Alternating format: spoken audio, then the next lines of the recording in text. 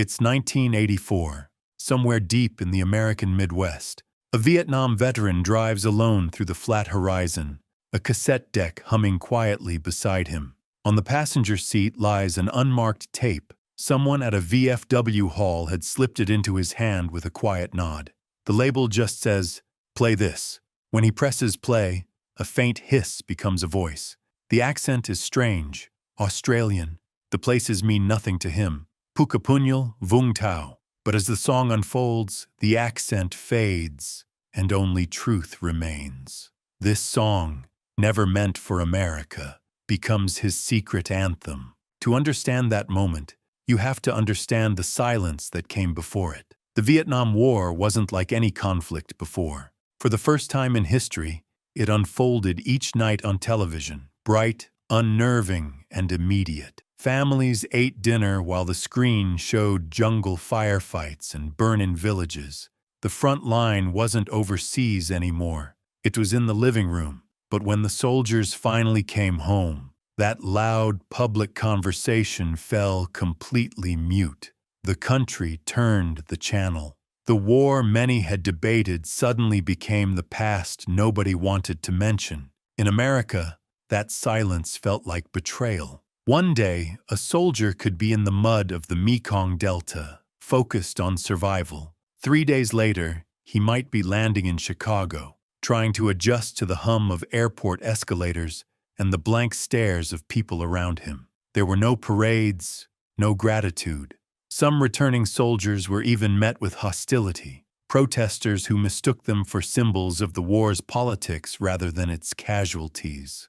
Others simply met indifference. The anthem of the war generation was confusion. They didn't know how to come home. And yet, the wound wasn't only American. In Australia, the story unfolded differently, but ended in the same isolation. For decades, Australia's military identity had been wrapped in the legend of Anzac, gallantry, mateship, noble sacrifice.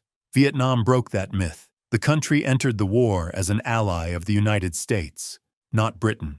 The decision was steeped in politics, not in the language of Grand Crusade. Young men's names were pulled from a barrel, conscripted by lottery to fight in a jungle that most Australians couldn't find on a map. The war felt distant. Someone else's fight played out under a southern sun. When those diggers, as Australian soldiers were affectionately known, returned from their year-long tours, they found no welcome home. They were told quietly to take off the uniform and blend back in, avoid trouble, move on. Their war had become inconvenient, a reminder of political divisions the country wanted to forget. Even the institutions that once honored veterans, the RSL clubs built on World War I heroism, didn't quite know what to do with them. For some Vietnam veterans, walking into those halls meant facing polite avoidance, an unspoken suggestion that their war didn't count the same way. So two nations, worlds apart, were bound by a common silence. Thousands of veterans kept living among loved ones who couldn't reach them. The war didn't end for them on the day they stepped off a plane. It followed in their dreams, lurked in the corners of memory, triggered by thunder or fireworks, or a child's sudden cry. There wasn't yet a name everyone used for what they were experiencing. Post-traumatic stress disorder would only later become part of ordinary speech. Back then, many simply thought they were losing control, ashamed to admit it, afraid of the stigma that came with weakness. That era produced an entire generation of quiet ghosts. Men who once depended on each other in the jungle now kept to themselves, nursing the same recurring thoughts at night. Some turned to alcohol, some to anger, and plenty just to silence. Their families saw the distance but couldn't explain it. The dinner table would fall still without warning. A wife might sense something behind a 1,000-yard stare but never know the memory causing it. Fathers struggled to relate to children who grew up during peacetime, never realizing that their emotional frost was a form of survival. Culturally, both nations moved on.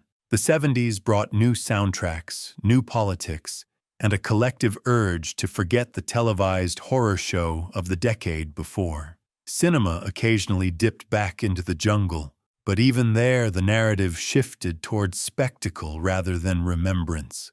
For the soldiers who had lived it, there was no mirror in popular culture to reflect what they'd endured. Newspaper columns argued about strategy and ideology, but rarely about the human cost. And so the veterans became statistics tucked behind euphemisms, the Vietnam generation, as though it were a passing trend rather than a lifelong scar. Every so often, that silence cracked in private, a chance conversation in a bar, a hesitant confession to a friend, but it rarely lasted. The culture wasn't ready to listen yet.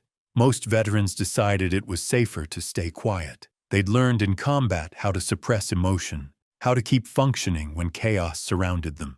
That instinct turned inward at home, cementing the walls around their pain. Psychologists would later call it moral injury, the punishment a conscience inflicts when it can't reconcile what it's seen and done. But at the time, the only diagnosis available was solitude. What's striking, looking back, is how similar the emotional topography looked in both countries, despite all their political differences. An American veteran and an Australian digger could have swapped stories and recognized each other immediately. The sense of abandonment, the distrust of institutions, the guilt over surviving when friends didn't. Both nations sent teenagers to war.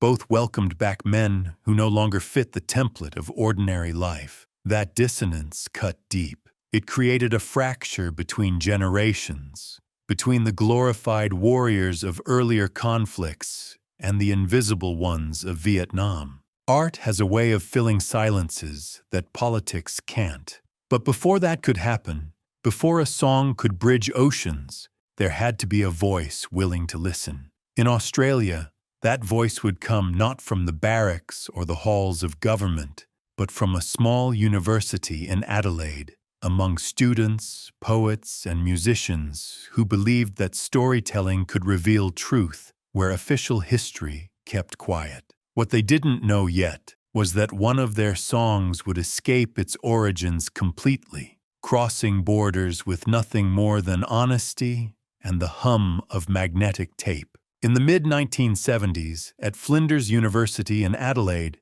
music and protest grew side by side. The Vietnam War had technically ended, but its political aftershocks still rippled through lecture theaters and smoky student bars. Among those students was John Schumann, a thoughtful philosophy and drama major who seemed more interested in questions of ethics and identity than in fame. He wasn't a rock star waiting to happen. He was a reader, a writer, and as it turned out, a natural storyteller, trying to make sense of what it meant to be Australian in a century defined by borrowed myths.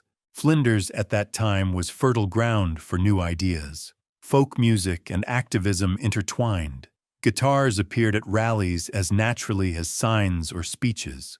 Out of that atmosphere came Redgum, a band of students who treated songwriting as a form of civic engagement. They weren't escaping university life so much as extending it into melody. Their shows blended humor, political satire, and meticulous observation. They wrote about economic inequality, the environment, indigenous rights, subjects that felt urgent but rarely made it onto commercial radio. Their tools were acoustic guitars, a flute, and an unshakable conviction that lyrics should mean something. For Schumann, writing songs was an extension of studying philosophy. Where essays asked theoretical questions, songs asked personal ones. What does loyalty sound like? What does injustice feel like to the person living inside it? In an era when much of the Australian music scene was dominated by imported sounds, American rock on one side, British glam on the other, Redgum's work was defiantly local. They sang in accents that matched the pub chatter of Adelaide, used slang that had rarely been recorded, and treated ordinary Australians as worthy subjects of art. It made them curiosities to some, heroes to others. By the early 80s, Redgum had built a loyal following on the university and pub circuit. Their songs were topical editorials wrapped in folk cadence, stories about factory closures, political hypocrisy, and a generation trying to define itself after the long shadow of empire. Because in Australia at that point, cultural identity was still a live debate. Was the nation merely an echo of Britain and America? Or could it speak in its own voice? Redgum answered through their music that it could, and that folk tradition was the most honest way to do it. It grounded them in storytelling, not spectacle. Yet even for a band so concerned with national conscience, the Vietnam War was rarely mentioned. It felt like old history from the previous decade, painful, divisive, and best left untouched. Most Australians preferred to remember the triumphs of World War II or the heroism of Gallipoli. Vietnam didn't fit those narratives. For young musicians in the 1970s, the war's veterans were invisible figures. There were few public reminders that thousands of them were quietly trying to live ordinary lives. As far as popular culture was concerned, that chapter had closed. There seemed little reason, musical or political, to reopen it. This detachment wasn't indifference. It was more a generational blind spot. People Schumann's age had grown up under the draft, but had just missed the possibility of being called up. Their politics were shaped by protest posters, not jungle tours. By the time Redgum formed, Australian troops had already withdrawn, and the news cycle had moved on to economic and environmental questions. The war was referenced as shorthand for government misjudgment, not as a human tragedy with faces and voices. If Redgum saw themselves as chroniclers of the Australian present, Vietnam didn't yet feel like part of it, so their attention turned elsewhere, to truck drivers fighting unfair regulations, to farmers caught between drought and bureaucracy, to workers losing jobs in an economy shifting toward global markets. Each song built empathy through detail, the worn fabric of a driver's shirt, the dry crack of a bar floorboard beneath steel-capped boots.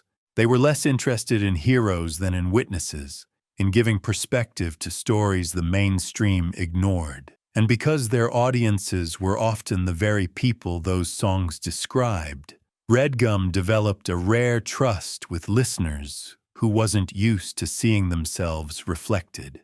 That trust would later make I Was Only 19 possible. But first, the band sharpened its collective voice. They learned how to blend journalistic observation with melody compelling enough to survive radio rotation. If critics sometimes labeled them earnest, audiences heard authenticity. The tone was conversational, never preachy. Redgum's records sounded like letters to friends rather than manifestos directed at strangers. Their folk roots gave permission to be personal, and that intimacy would prove essential when they finally tackled something as emotionally charged as Vietnam. Within the group, John Schumann's writing stood out for its precision. He treated seemingly minor words as if they carried philosophical weight. His songs asked listeners not merely to agree or disagree, but to reflect. What does fairness mean when systems themselves aren't fair? What happens when loyalty to mates conflicts with loyalty to institutions? Through that lens, it's easy to see how he would later approach the Vietnam narrative not as propaganda, but as moral documentation. He wasn't looking for heroes. He was looking for truth rendered in guitar chords. Speaking broadly, Australian folk of that period had already become a medium for national self-portraiture. Artists were re-examining bush ballads, rewriting colonial myths, and inserting modern language into old musical forms. Redgum carried that lineage into the urban world, translating myths of the outback into stories of suburbia and service stations. By doing so, they formed a bridge between tradition and commentary. Their tone, measured, wry, deeply empathetic, fit perfectly within academic Australia, yet reached people far beyond it. Each performance was half concert, half conversation about who Australians believed themselves to be. That mindset, that music could serve as historical record was what set Redgum apart from mainstream contemporaries. They weren't chasing fame, they were archiving feeling. And because their audience trusted them to handle subjects with care, they occupied a rare position in the culture, credible enough to critique authority, accessible enough to still fill pubs. So when John Schumann eventually turned his attention to stories from Vietnam, listeners weren't skeptical. They were ready. They expected honesty. And though none of them realized it then, this small Adelaide folk band was about to craft a song that would echo across continents by simply doing what they'd always done. Listening first and singing second. Change often begins with a small conversation. For John Schumann, it started at home. His partner at the time, Denny, mentioned that her brother, Mick Storen, had served in Vietnam and was struggling to find his footing again. She said it softly, the way families sometimes do when pain runs too deep for direct language. "You should talk to him," she urged. Schumann hesitated. He was a songwriter, not a soldier. Telling someone else's story, especially one marked by trauma, felt presumptuous. Still, Denny knew something he didn't. That silence was devouring her brother's spirit. When Schumann finally called Mick, the first few meetings were cautious. They spoke about daily life before circling the subject everyone avoided. But once the door opened, the words wouldn't stop. Mick described the heat, the insects, the constant exhaustion. He spoke about friends who didn't come home, about moments that returned in flashes so vivid they felt like relapse. There wasn't blame in his tone, only fatigue. For the first time, someone was listening who wasn't a fellow veteran or a doctor with a clipboard. Schumann wasn't there to analyze. He was there to understand. Those conversations soon grew into a small circle. Mick introduced Schumann to two of his mates, Frankie Hunt and Terry Walker, men who understood the strange fraternity of memory that only soldiers share. They met in backyards, often over a beer, because that setting felt natural. What emerged wasn't a sequence of grand war stories, but a catalog of sensations. The metallic taste of ration water, the thrum of helicopter blades in humid air, the smell of wet canvas and fuel. Memory came in fragments, not explanations, and Schumann quietly took note. He realized quickly that these were not tales of heroism. They were recollections of young men navigating circumstances far beyond their understanding. They spoke about training grounds where boys still half believed war would be an adventure. They remembered the first time they saw a mate injured and the guilt that followed afterward. How surviving could feel less like luck and more like betrayal. None of it fit the simplified script of patriotism that filled Anzac Day speeches. This was the other side of service, the loneliness of being respected in theory but ignored in practice. At first, Schumann doubted he should turn their memories into song at all, but Mick insisted. The veterans didn't want sympathy. They wanted recognition. They wanted their truth recorded somewhere other than psychologists' notes or newspaper archives. They sensed that a sincere song could travel farther than testimony ever would. So Schumann approached the task like a craftsman. He jotted phrases exactly as they were spoken, stripped of flourish. When Mick described his passing out parade at Pukapunyal, Schumann kept that phrase untouched. Authenticity lived in the details. As he wrote, Schumann saw that Vietnam had scarred not only those who fought, but also those who loved them. He'd sit with Denny and hear the echo of her family's concern, the long silences after dinner, the restlessness that filled ordinary evenings. The veterans' wives and partners were unnamed casualties of that same war, living with men who alternated between distant and volatile. Capturing that emotional terrain required restraint. He wanted to honor the soldiers without glorifying the conflict. To do that, he let their voices lead, trusting the rhythm of their speech more than any poetic instinct. There came a night when Frankie recounted a simple memory. sharing beers in Townsville before deployment, laughing without realizing it was the last carefree moment they'd ever have together. The image struck Schumann harder than any story of combat. He understood that the weight of the song would come from ordinary scenes dressed in extraordinary context. These were lives interrupted mid-sentence. Every detail, the beer brand, the base name, the jokes, anchored tragedy in familiarity. That precision would later give the song its documentary realism. What emerged from those evenings wasn't collaboration in the professional sense. It was catharsis disguised as casual conversation. The men spoke, Schumann listened, and somewhere between story and silence, a melody began forming. It sounded tentative at first, like someone remembering how to speak after years of quiet. The more they talked, the more confident the rhythm became. Eventually, Schumann stopped thinking about whether he was qualified. The question shifted from, "Should I tell this?" to "How can I not?" By the time he finished his initial draft, every line carried fingerprints of those informal sessions. The song's perspective wasn't imagined, it was inherited. And when Schumann played it back to Mick, there was a long pause at the end. Then Mick nodded, eyes wet but steady. "Yeah," he said softly, "that's about right."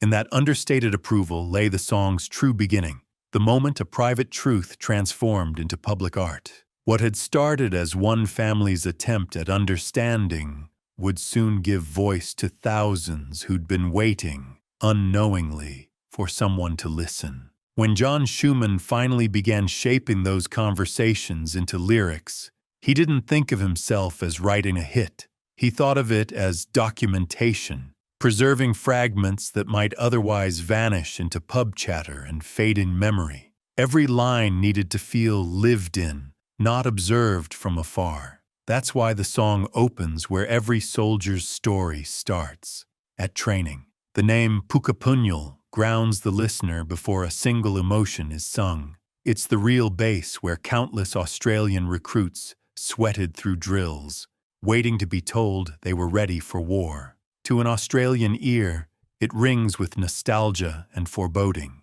To anyone else, it simply sounds unfamiliar. And that's the point. From the very first word, Schumann invites you into someone else's world. The passing out parade, where new soldiers march before their families, captures innocence on the brink of loss. Imagine rows of young men beaming under the sun, believing they're now part of something noble. Their mothers wear pride like armor, not knowing it'll soon need to shield grief. Every veteran has some version of that day, whether in Pukapunyal or Fort Polk or basic training anywhere on Earth. It's a universal right. Boys proving themselves ready for a test they can't yet imagine. Schumann's choice to start there turned the song into a memory rather than a headline. Then comes a tiny but crucial detail, the SLR rifle. To non-military listeners, it's just an acronym. But to anyone who served, it's instantly specific. The heavy, dependable L1A1 self-loading rifle carried by Australian troops. That one object carried the scent of gun oil and dust, the bruises on shoulders, the sound that split the nights in Phuoc Tue province. By naming it precisely, Schumann established a password with every digger who'd shouldered it. It told them the song wasn't abstract pity. It came from someone who'd listened carefully enough to get the small things right. For American veterans, hearing that detail had the same resonance as a precise mention of an M16. The continents differed, the memory weight didn't. Another single line ties private memory to public mourning. Farewell beers in Townsville. Frankie Hunt, the real friend immortalized there, was one of many who laughed through a final night before deployment. Tinnies, as Australians called cans of beer, clinked in the tropical air, and the men toasted to safe returns. The next time his mates raised a drink, it was in his absence. When Schumann included that unassuming image, he transformed camaraderie into elegy. Every veteran who heard it instantly recalled his own version.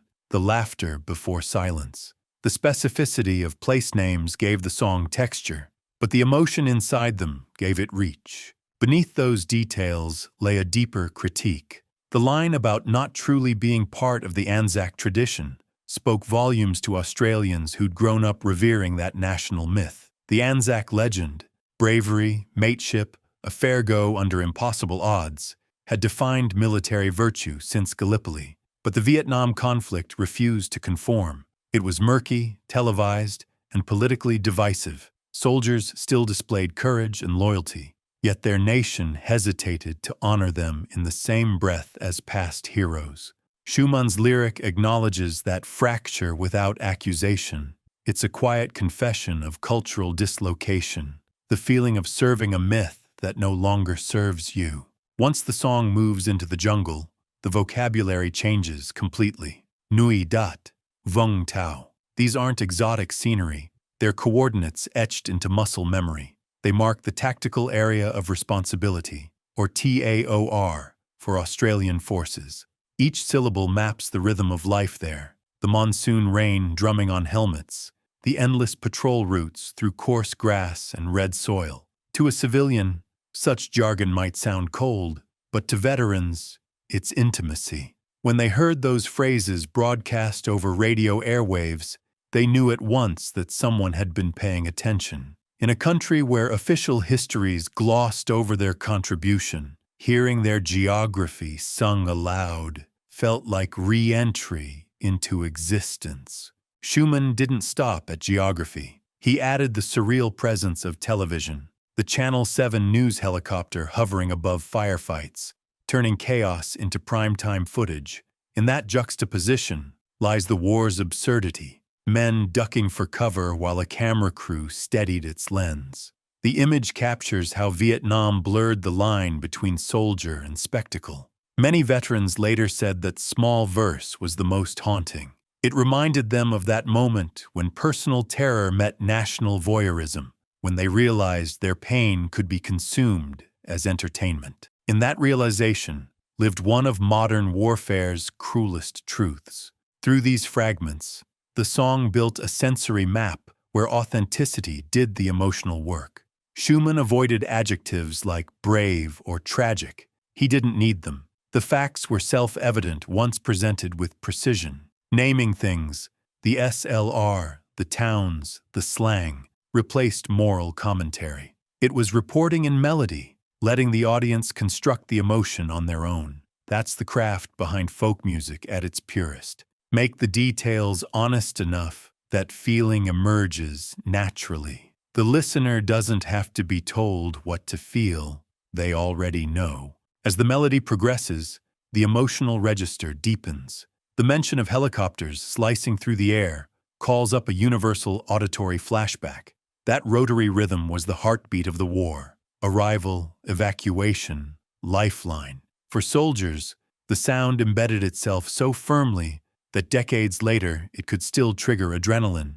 Schumann used it not as special effect, but as atmosphere. The repeated reference to those choppers carries the listener between scenes without ever leaving the mind's theater. In that hum lives both dread and salvation. Whether you were American or Australian, that noise meant everything: rescue or ruin, friend or final journey. By embedding such visceral markers, the song did something unusual. It blurred journalism and empathy until they became identical. Every factual crumb verified the emotional truth behind it.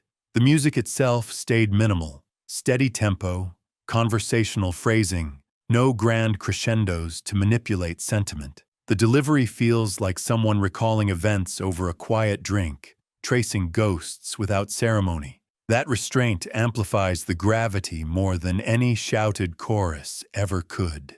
When I Was Only 19 was nearly complete, Schumann tested it privately. Each veteran who heard it recognized his own ghost lurking between the verses. They'd pause at particular lines, the nickname, the smell, the weapon, and murmur, "That's how it was." Those confirmations mattered more than any critic's review. It proved the song had crossed the threshold from representation to reality. It became a shared document rather than a performance. The The veteran's reaction wasn't applause, it was relief. Behind its lyrical precision ran an undercurrent of moral inquiry. Schumann never asked whether the war was just, but the sadness between the words leaves no doubt about its cost. The refrain hovers on that phrase, being only 19, half child, half adult. It distills war's outrageous arithmetic, the gulf between youth and aging compressed into one deployment. That realization links every generation of combatants since time began. The moment you realize you've seen too much to ever go back. Schumann didn't lecture, he simply described. And because he described with such accuracy, listeners across cultures filled in their own meaning. Taken as a whole, each line forms a meticulous ledger of experience. Place, object, sound, loss, they interlock like memory itself, one detail triggering another. That's why the song feels alive decades later. It mirrors how veteran recollection actually works, looping from pride to horror and back again. By anchoring trauma in ordinary imagery, Schumann granted civilians a way to comprehend without voyeurism, and veterans a way to remember without isolation. In retrospect, I Was Only 19 functions almost like oral history condensed into 5 minutes. Its precision turns language into evidence. Every technical term stands as testimony that the wider nation had ignored. By validating those specifics, the song restored ownership of the story to the soldiers who lived it, and in doing so, it prepared a country, and, unexpectedly, another continent, to finally listen. When I Was Only 19 arrived on Australian airwaves in March 1983, it sounded utterly out of step with its surroundings. The charts were filled with bright synth lines, glossy pop hooks, and the confident swagger of a culture embracing modernity. Redgum's song, by comparison, was spare and mournful, closer to a diary entry than a radio single. Yet within weeks it began climbing, slowly but persistently, toward the top. No one in the band expected that. They'd written it to document a few lives, not to dominate a nation's playlist. But something about that quiet honesty struck a nerve too deep to ignore. Listeners who'd spent years averting their eyes from the war suddenly found themselves humming along to its aftermath. The melody was disarmingly simple. 3 chords, steady tempo, but the words carried weight. They weren't alienating political slogans. They were fragments of someone's lived past.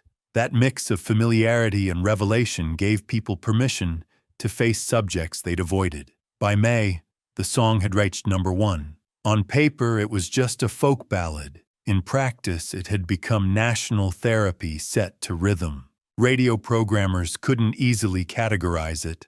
Some stations relegated it to late-night slots at first, assuming daytime audiences wanted something lighter. But requests flooded in, not only from veterans, but from their families. People wanted to understand.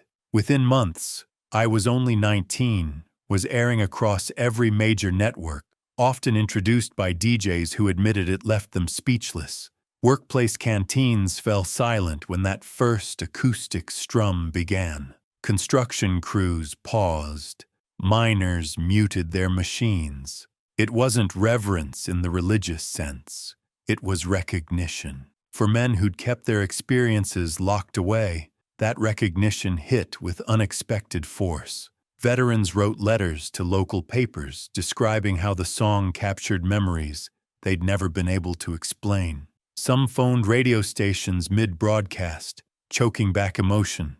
Others simply pulled their cars to the roadside when it came on. For years, they'd been told to move on.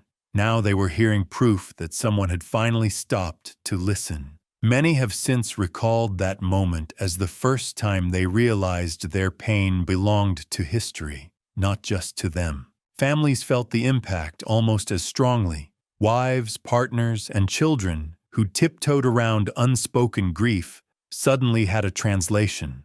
The lyrics turned incomprehensible moods into imagery everyone could see. Lines about sleepless nights, helicopters, and scars invisible to outsiders explained more than any clinical diagnosis ever had. Around kitchen tables across the country, conversations began. often halting, sometimes angry, but real. A folk song had done what official institutions and decades of stiff public rhetoric never managed. It made empathy accessible. Cultural commentators soon took notice. The press labeled Redgum accidental chroniclers of national conscience. Academics discussed the track in the same breath as traditional war poetry. Veterans organizations, initially wary of another outsider interpretation, embraced it wholeheartedly once they recognized the accuracy embedded in every place name. RSL halls that had once felt unwelcoming to Vietnam vets began playing it during gatherings. Younger soldiers from later conflicts saw how it bridged the gap between their elders' resentment and the public's forgetfulness. It reshaped the soundtrack of Anzac Day ceremonies from that point forward, shifting emphasis from glory to remembrance. Politically, the song sparked a reckoning. Decades of bureaucratic denial around chemical exposure and mental trauma had kept Vietnam veterans on the margins. I Was Only 19 recentered their story, prompting media coverage on subjects that had previously remained niche. Journalists began investigating the health consequences of defoliants like Agent Orange. Within 5 years, growing public pressure culminated in the 1988 Royal Commission into the use and effects of those chemicals on Australian service members. Officials rarely admit a pop song can move policy, but veterans and historians alike trace part of the momentum back to those verses echoing daily from transistor radios. The song's timing also aligned with a broader generational shift. By the mid-'80s, enough distance had passed for Australia to reevaluate its post-war identity. Television retrospectives revisited the conflict, and artists from other genres began referencing it openly. What Redgum had unlocked was a safe emotional vocabulary, a way to mourn without relitigating politics. Their plain-spoken tone allowed veterans and civilians to share space again. It turned guilt into dialogue. At local RSL branches, younger patrons noticed older men hum along, sometimes wiping their eyes but smiling afterward. That small gesture signaled healing on a scale statistics couldn't capture. Financial success surprised the band, but didn't distort their sense of purpose. In interviews, John Schumann insisted that the victory belonged to the soldiers, not to Redgum. He talked about fan mail arriving in envelopes decorated with unit insignias, about fathers who'd finally played the track for their kids. One letter reportedly contained nothing but a photograph of 2 mates in uniform and a short note, "Thanks for remembering us." Schumann kept those tokens as proof that the song's reach mattered more than any sales chart could record.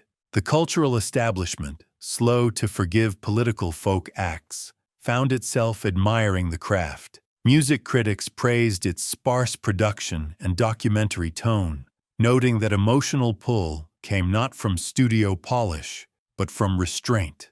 It became required listening in classrooms, a case study in using art to process collective memory. And unlike many topical songs that fade when headlines shift, I Was Only 19 held its footing through constant reinterpretation, covered by new artists, recited at memorials, quoted in documentaries. Each version served the same function: to keep conversation alive. Perhaps the most visible manifestation of that conversation came in 1987 with the long-awaited Welcome Home Parade in Sydney. Tens of thousands of veterans marched through streets lined with spectators waving both Australian and South Vietnamese flags. Brass bands alternated between marches and softer ballads. When Redgum's voice filled the loudspeakers along the route, many marchers slowed, some removing their hats mid-stride. For 5 years, the song had been their companion in isolation. Now it was part of a collective exhale. Reporters described tears streaming down men who hadn't cried in decades. The parade was long overdue, but it existed largely because music had prepared the nation's heart to accept it. By that day, I Was Only 19 had shifted from hit single to cultural artifact. Its presence at ceremonies, memorials, and classrooms underscored a transformation.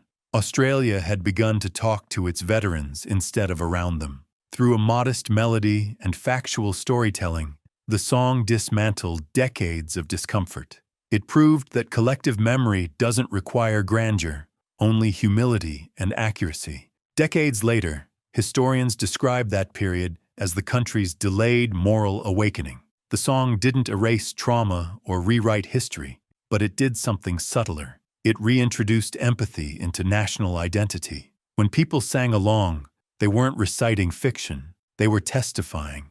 In doing so, they turned a folk record into a public ritual of recognition, a moment when a nation finally heard its own heartbeat returning from the jungle. After its triumph in Australia, I Was Only 19 could have remained a purely national phenomenon, a distinctly Australian reflection on one country's war and redemption. But it didn't stay put. Instead, it began an improbable second life, traveling invisibly, without record label strategy or press coverage. Its vehicle wasn't international airplay, it was the most ordinary object of the 1980s, a C90 cassette tape. Cheap, portable, endlessly duplicable, the cassette became the underground courier of empathy, drifting from suburban living rooms in Adelaide to veterans' gatherings across the American Midwest. The first transfers happened quietly. Australian veterans who'd reconnected through the song often had American counterparts from joint training exercises, particularly through the long-standing alliance between the two nations. A few brought copies of the record when visiting family abroad. Others simply mailed them as tokens of friendship. On American soil, the accent sounded foreign, but the emotion instantly familiar. A listener might have blinked at names like Pukapunyal or Vung Tau, but he recognized the emotional environment: mud, exhaustion, and the heavy air of memories that won't let go. One Australian veteran visiting California reportedly gave a tape to a friend he'd served alongside during cross-training years before. That man played it at a small veterans club meeting. The room fell silent. Members asked to borrow the tape, then dubbed copies on home stereos. Within weeks, half the county's VFW network had heard it. It's a pattern that repeated countless times. There was no label logo, no liner notes, just handwriting on a sticker and the quiet word-of-mouth guarantee: you need to listen to this. Throughout the early 80s, those makeshift copies multiplied at an exponential pace. Every duplication degraded the audio a little more. Hiss grew louder, the treble softened, yet that imperfection made it more human. Listeners felt like they were discovering a secret record whispered across time zones. Many American veterans considered it contraband truth, something meant for them but delivered accidentally by fate. The hiss itself became part of the experience, a kind of musical static that matched the fuzziness of suppressed memory. For these men, the song filled a void that American culture had yet to address. Hollywood would soon dramatize Vietnam through film, but those portrayals often leaned on spectacle or cynicism. Redgum's ballad, by contrast, was humble and grounded. It wasn't about ideology or command decisions. It was about the inner weather of a young soldier's mind. That perspective resonated deeply in barrooms and garages, where veterans swapped stories they'd hidden from their families. The song offered validation without nationalism, a reminder that suffering and duty didn't belong to one flag. In those circles, the track earned new nicknames. Some called it the Aussie 19 song, others simply that tape. To outsiders, it was a curiosity. To veterans, it became a communal artifact. They'd gather in the back rooms of VFW halls, places already thick with cigarette smoke and recollection, and someone would slide a cassette into a battered deck. When the opening strum began, conversation stopped. For 5 minutes, the room would fall into collective introspection. Afterward, men would nod quietly, sometimes exchange a glance, then rewind and play it again. What's remarkable is how decentralized this distribution was. In a pre-internet era, connectivity relied entirely on human trust. Someone in Texas might receive a tape from an old Marine who'd trained alongside Australian advisors. That same week, a trucker in Oregon might get his copy from a cousin stationed in the Pacific decades earlier. Regional variations appeared as the recordings degraded. One played slightly slower, another with faint echoes of a previous song bleeding through the magnetic tape. Each imperfect version emphasized the sense that this was folklore, not commercial art. The song also crossed generational lines within the veteran community. Older members of World War II or Korea units, used to military pomp, were taken aback by its raw honesty, but many respected it for capturing a truth that official commemorations avoided. Some clubs began including it alongside traditional bugle recordings during memorial nights, placing this Australian folk piece between taps and local tribute songs. That gesture signified quiet international camaraderie, the recognition that war's aftermath looks the same in any accent. By the mid-'80s, tapes had surfaced in unexpected places: army bases, counseling sessions, even hospital wards specializing in trauma recovery. Therapists noted that patients sometimes brought the song into group meetings, using it as a starting point for conversation. Because it wasn't American, it carried a protective distance. The foreign voice allowed veterans to acknowledge pain indirectly, to say, "That's me," without fully exposing themselves. The song became a mirror, angled just enough to reflect emotion without blinding it in direct light. Meanwhile, letters occasionally reached Redgum's management from addresses written on U.S. stationery, thanks from strangers who'd tracked down the band through word of mouth. Schumann later remarked that these notes astonished him. He hadn't imagined the song could leap oceans, yet there it was, surviving through analog technology and shared humanity.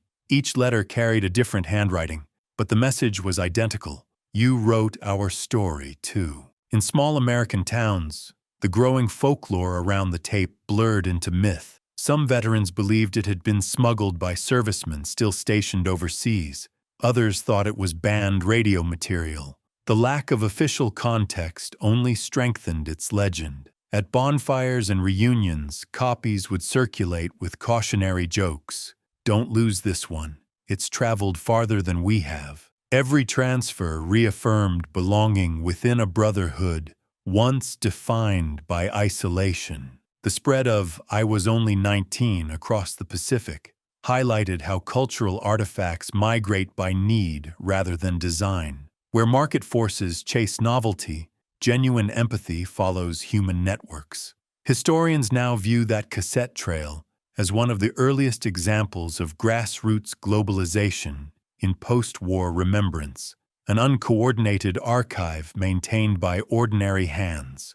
What began as a 5-minute folk song from Adelaide turned into thousands of fragile tapes passing through postal routes and glove compartments, stitching together veterans who thought their voices were lost. For American listeners, its foreign terminology became a cipher they intuitively decoded. They didn't need to know where Nui Dot stood or what an SLR looked like. They recognized tone, fatigue, and survivor's guilt.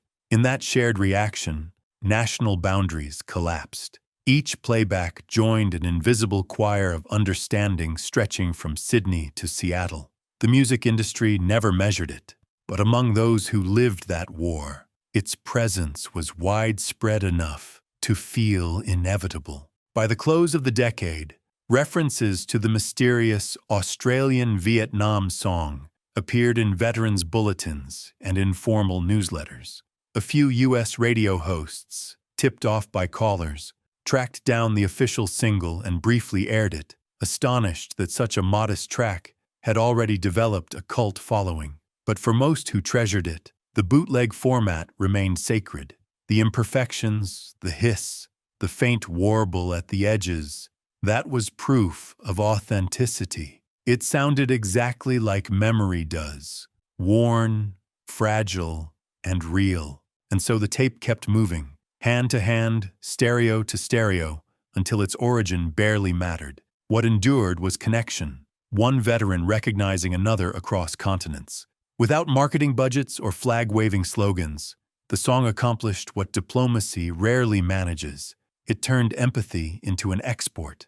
In the end, the simplest technology carried the deepest truth that a human voice, preserved in plastic ribbon and transmitted by kindness, can travel farther than any declaration of war ever will. When Redgum's "I Was Only 19" crossed the Pacific, its journey raised an immediate question. How could a song filled with foreign slang and geography resonate so deeply with Americans who had never heard of Pukapunyal or Nui Dat?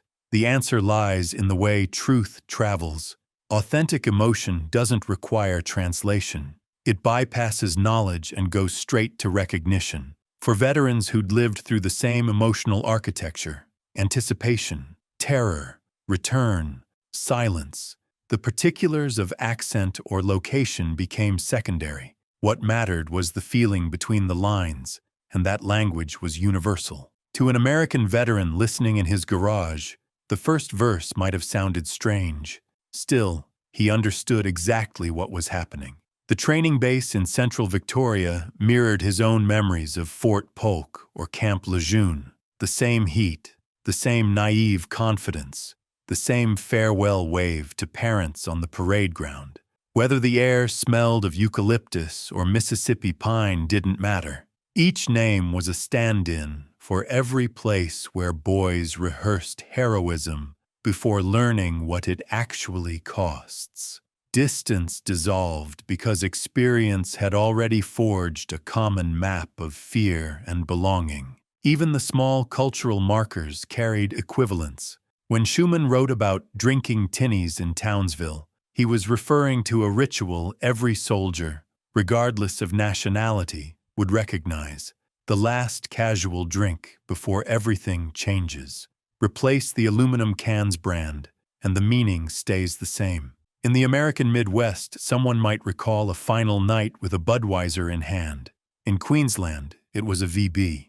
The label differs, the ache identical. These echoes remind us that culture decorates detail, but emotion defines memory. What mattered wasn't the beer, it was the friendship sealed in that moment of denial before departure. The battlefields changed names, too. Australians spoke of Phuoc Tui Province, Americans of the Mekong Delta or Khe Sanh.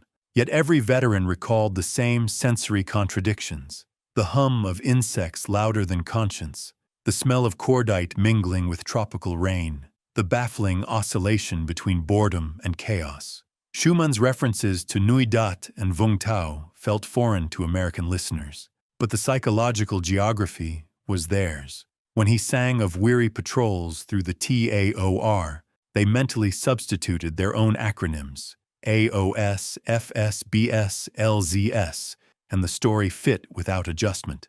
The weapons carried the same symbolic weight. For Australians, the SLR was a companion as dependable as it was burdensome. For Americans, it was the M16, lighter but just as defining. The metallic heft, the recoil bruises, the hours spent cleaning in silence, it all translated seamlessly. Each rifle became an extension of identity, something the soldier resented but trusted more than distant politicians. When Schumann included that technical detail, he unintentionally opened a bridge of recognition. Veterans everywhere know that gear has memory. It remembers what minds try to forget. Perhaps the most poignant parallel came after the war. In Australia, many veterans found the RSL halls, their supposed sanctuaries, awkward and unwelcoming. In America, VFW or American Legion posts occasionally carried the same chill. The decor honored earlier wars. The patrons carried expectations that didn't fit the Vietnam experience. Returning soldiers felt out of step with both heroes and protesters. When the song captured that sense of estrangement, Americans felt seen. A foreign voice had articulated the uneasy midpoint between valor and rejection that their own music industry had largely ignored. Agent Orange was another thread that bound the two countries. The Royal Commission the song helped inspire mirrored U.S. movements, pushing for acknowledgement of chemical exposure. Australian veterans spoke of skin rashes and illnesses that seemed unrelated until patterns emerged. American soldiers recognized those symptoms instantly. They'd fought the same bureaucratic battle for recognition. When they heard the line about illness that never heals, they felt solidarity, not pity. The song's empathy operated like a bridge across legal and national borders, reminding listeners that grief is international property. The universality extended to psychological terrain. Schumann captured the moment when a young man returns home, but the world around him feels unfamiliar. Every veteran knew that spinning disorientation, the way bright civilian life looked flat and insincere after you've measured time in patrols. The voice in the song doesn't railing against society. He communicates a quiet alienation. That tone spoke for the thousands who couldn't find work, who drifted within families that didn't understand why a car backfire triggered panic. Apparently different cultures shared the same post-war silences. It just took an Australian folk song to name them. There's also the deeper moral rhythm, the one uniting soldiers across every century, the loss of innocence. Schumann distilled it into 4 words. I was only 19. To a Vietnam vet in Chicago or Dallas, that age escape was perfectly familiar. Some had been even younger. The lyric compresses youth and old age into one sentence, the acknowledgement that you grew up too fast and then stopped growing altogether. National boundaries mean nothing to that feeling. Whether your uniform carried kangaroos or stars and stripes, you entered as a teenager and came home with centuries in your eyes. Ironically, the song's foreignness made it easier for American listeners to absorb. Because the accent was not their own, it came without political noise. It allowed them to step back from national guilt and simply listen to human testimony. Many later recounted that the Australian voice acted like a filter. It softened defensiveness, encouraged empathy. They weren't being lectured by a fellow citizen arguing old politics. They were hearing another sufferer echo their pain. That psychological distance turned a foreign song into a mirror. Listeners also recognized sincerity in the sparseness of performance. There were no orchestras to dramatize sorrow, no patriotic refrains demanding allegiance. The emptiness between guitar strums felt authentic because it matched the emptiness veterans felt inside. Every moment of restraint confirmed that this wasn't entertainment. It was record-keeping through melody. That aesthetic integrity gave it authority beyond national culture. American musicians might have envied its simplicity, but veterans trusted it precisely because it sounded uncalculated. The song's universality also reflects a deeper truth about storytelling itself. Facts separate us. Emotions join us. When Redgum sang about PTSD before the term became common, they spoke through imagery rather than diagnosis. Lines about nightmares, the sound of helicopters, the burn of chemicals in the skin, each carried sensory specificity that anyone who has felt fear under authority could recognize. In doing so, they turned clinical suffering into shared human experience. For listeners, the song functioned like a mirror that finally reflected them accurately after years of distortion. Critics sometimes assume universality arises from generalization, but I was only 19 proves the opposite. It's honest because it's utterly particular. You trust it because no line feels edited for mass consumption. The place names, acronyms, and slang act as coordinates of credibility. Listeners sense that since the small things are true, the big things must be too. In that trust, the foreign becomes familiar. The listener starts to inhabit the narrator's memories as if they were his own. That transfer of imagination is the highest achievement any folk song can reach. In a broader sense, the song reminds us how cross-cultural empathy functions. Empathy doesn't require likeness, it requires recognition of feeling. When an American vet heard those lyrics about smoke and light green jungles, he supplied his own mental footage.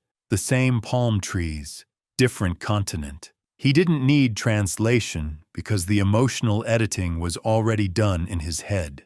That instinct turned the Australian record into a shared testament. Parallel routes to the same psychological destination. With time, cultural scholars began describing I Was Only 19 as transnational folk memory, an artwork that belongs simultaneously to multiple histories. The song proved that truth in music is less about where a story happens and more about how honestly it's told. Because Schumann resisted embellishment, listeners from both hemispheres could insert their own details without breaking its integrity. It became modular memory, Australian skeleton, American flesh, shared heartbeat. Perhaps that's the enduring magic of folk storytelling. It works like a human chain. Each listener adds context and passes it on slightly altered, yet the core remains. For Australians, the song remains a reflection on national guilt and recognition. For Americans, it became a balm for unspoken wounds. Different meanings, same need. That is why foreign details turn into universal truth. To a broken heart or haunted memory, accent doesn't matter. Authenticity does. In the end, those Australian syllables, so obviously rooted in place, became vehicles for a shared understanding of what it means to serve and survive. Each reference, once a barrier, turned into proof of honesty. And when American veterans pressed play on their worn cassettes, hearing that foreign voice declare its 19-year-old truth, they didn't hear Australia anymore. They heard themselves. And in that recognition, they finally found companionship in their silence. That is the song's greatest achievement, turning distance into kinship, proving that empathy, once spoken honestly, belongs to everyone. In the decades since its release, I Was Only 19 has lived several distinct lives, a protest in disguise, a national reckoning, and finally, a universal hymn for reflection. Its endurance lies in the tension between specificity and simplicity. Nothing in it shouts for attention, yet every note hums with moral weight. Schumann didn't invent a story, he documented one, and that honesty allowed listeners elsewhere to insert their own. Each generation rediscovers it not as nostalgia, but as living evidence that music, when truthful, outlasts the moment that birthed it. By tracing memory through geography, the song rewove two nations' moral fabric. In Australia, it remains an emblem of finally acknowledging the men once told to keep quiet.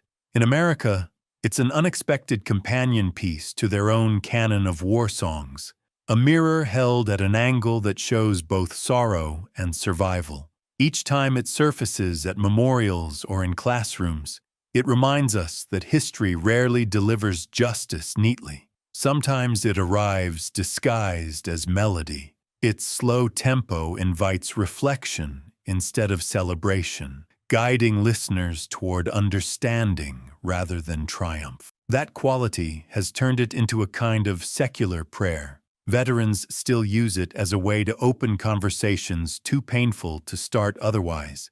Teachers use it to teach empathy, not just chronology. Media archivists now catalog it alongside news footage as part of the historical record. The fact that it began as one man's promise to his partner's brother only deepens its significance. It is personal conscience elevated to public art. Few songs in any culture achieve that transformation without losing their humility. The song also altered what Australians expected from their musicians. It expanded the nation's idea of what folk music could do. No longer confined to bush ballads or cheerful nostalgia, it became a mode for accountability. Subsequent artists drew from it, realizing that documenting truth wasn't incompatible with artistry. By de-glamorizing war, it dignified those who'd fought it. Its authenticity became a yardstick for sincerity across genres, proving that emotional precision can carry as much power as volume or virtuosity. In a global sense, the song teaches that cultural artifacts don't always need intention to create impact. Redgum didn't set out to build an international bridge. They simply told the story properly, which turned out to be enough. That's how empathy travels, quietly, hand to hand, word to chord. The cassette age has vanished, but its analog warmth still haunts the track. You can almost hear the hiss between lines like breaths between confessions. Each copy, however worn, carried the faint signature of the first man who pressed record, hoping another would understand. Today, when you hear those opening bars, the context doesn't matter. Maybe you picture jungle heat, maybe desert dust, maybe a relative whose service was never spoken about. The song has absorbed all of them. Its narrator remains 19 forever, an age too young for the burden he carries. But through his frozen youth, thousands found language for aging. That's its paradoxical mercy, to stay timeless while helping others move forward. History reminds through textbooks. Songs remind through feeling. I Was Only 19 proved that remembrance needn't roar to resonate. It whispers instead, steady, credible, and profoundly human. If you value these explorations of how music preserves memory, stay connected and tell me, which song, for you, still carries the weight of the world it came from?